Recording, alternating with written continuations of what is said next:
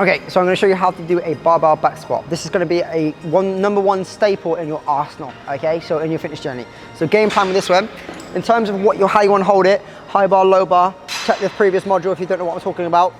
There's no right or wrong, but this is what you're going to do. From here, essentially, before I grab the bar, set myself up. From here, I'm going to sit back. You pick your preference. From here, make sure the bar is level, it's not skew whiff like this. Make sure it's level, so shoulder height, you're good to go. Check other modules if you need to see it. From here, come under, walk yourself out. Set your feet square. Now the less steps you take, the better.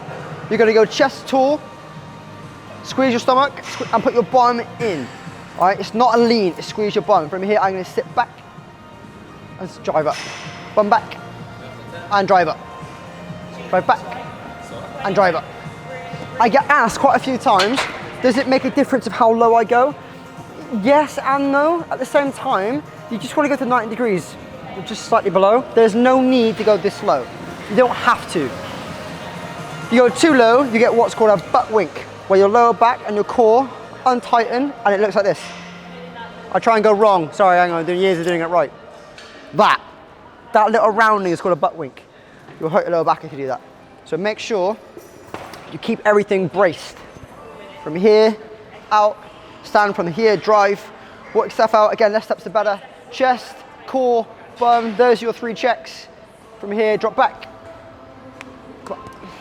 Back. Once you're done, walk him in, back plate, then down.